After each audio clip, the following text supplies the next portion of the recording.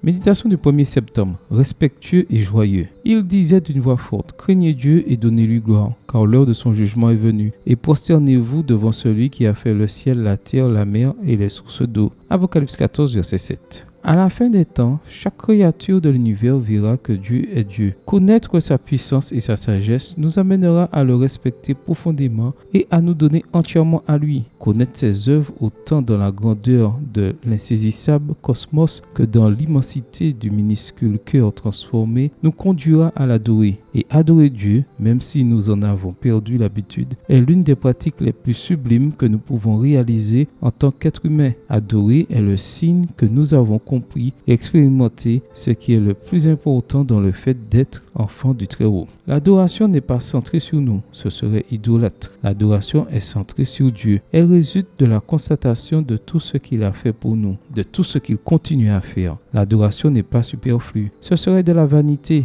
L'adoration stimule chaque occasion pour notre esprit de louer le Seigneur. Elle nous rend respectueux, généreux et joyeux. Elle vient de la grâce divine et se concrétise par la gratitude humaine. Comme le disait Ellen White, nous devons remercier Dieu pour la révélation de son amour en Christ Jésus. Et en tant qu'instrument humain intelligent, nous devons révéler au monde le type de caractère qui résultera de l'obéissance à chaque déclaration de loi du gouvernement de Dieu. Dans la parfaite obéissance à sa sainte volonté, nous devons manifester l'adoration, l'amour, la joie et la louange, et ainsi nous honorerons et glorifions Dieu. Extrait de The Review and Herald, 9 mars 1897. Souviens-toi de la fin de l'évangile de Luc. Pour eux, après l'avoir adoré, ils retournèrent à Jérusalem avec une grande joie. Et ils étaient continuellement dans le temple et bénissaient Dieu. Luc 24, versets 52 et 53. Jésus avait pris soin d'eux et les avait souvent instruits. Et maintenant, après les avoir bénis, ils s'en allaient glorieusement au ciel. Tout était devenu clair pour les disciples et ils l'adorèrent. Ils ne l'adorèrent pas ponctuellement, mais ils comprirent que l'adoration est un état de l'être et, avec toute la joie du monde,